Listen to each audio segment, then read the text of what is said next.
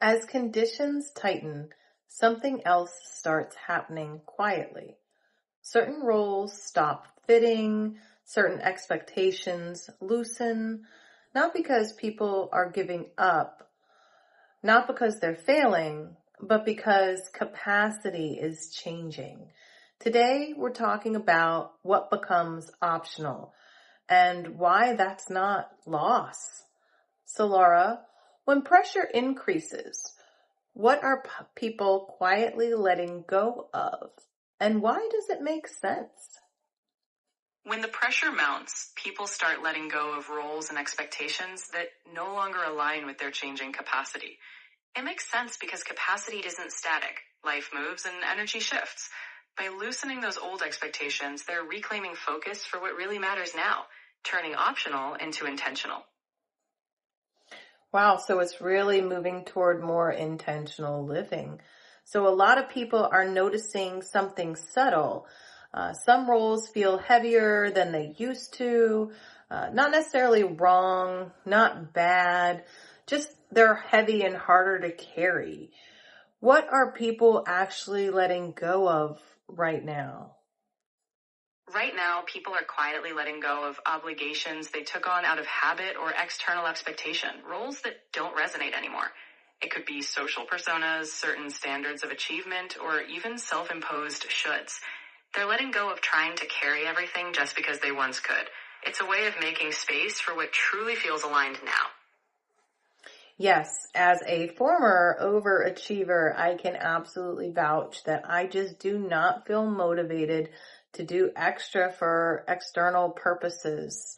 So if identity is, as I said, very personal, but it also carries a load for us, why does the identity shift when your capacity tightens? Identity naturally shifts because it's often tied to what we do, what we hold, and what we show up for. When capacity changes, whether that's emotional bandwidth or energy, we realize that parts of our identity were anchored in roles or responsibilities that might not fit anymore. And that's okay. It's not losing yourself, it's refining yourself. You shed the old layers so the identity can evolve with what truly feels like you now. Yes, and we're just ending the year of the wood snake here in February. So we've been doing nothing but shedding the last year.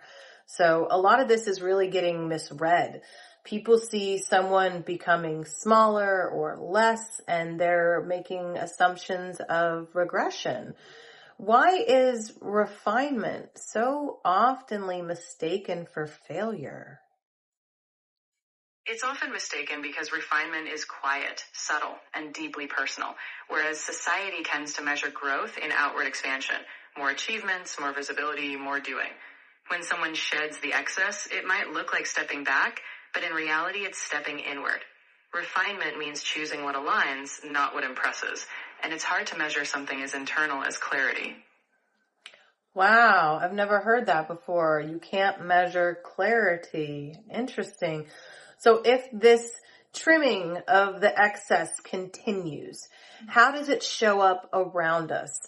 What shifts are going to be visible for us next? As that excess is trimmed, you'll start to notice a lot more intentional simplicity. People might streamline their commitments, show up more authentically, and make clearer choices. You'll likely see fewer unnecessary obligations, less noise, and more aligned actions. In friendships, work, or creativity, you'll see a shift toward things that feel more purposeful and less performative. In short, more depth, less clutter. Yes, I was just talking about this the other day that in my business, I have been offering lots of options. You know, there's something for everybody. And I just figure if I can do it, I should offer it. And I'm realizing now 2026 isn't about variety. It's about depth, just like you said, of the container. It's not about how many containers you have. It's about the depth and richness you can bring to one or a few. So framing it like that, it's really not loss. So, you know, if it isn't loss, then where's the relief? Where's the relief for us knowing that this refinement is happening and it's okay? The relief comes from realizing that when you refine, you're actually conserving energy for what matters most. Instead of being stretched thin, you'll feel more anchored and purposeful. The relief is knowing you don't have to be everything to everyone. You get to be fully present in the spaces you choose. And when you're not carrying all that extra weight, you can move with more ease. That's a pretty deep exhale. And that's why it's okay. That's wonderful. I really like that we're going to be able to focus on what we actually care about finally. So please notice what resonates and just leave the rest. If this episode was able to give you language to something you've been experiencing, please like, subscribe, and leave us a comment to let us know how you're feeling. It does help others find us and some context. And to all our wayfinders, thank you for being here. We love you. We appreciate you. And we will see you next time. The next episode is the conclusion of this series, Where Are We Now?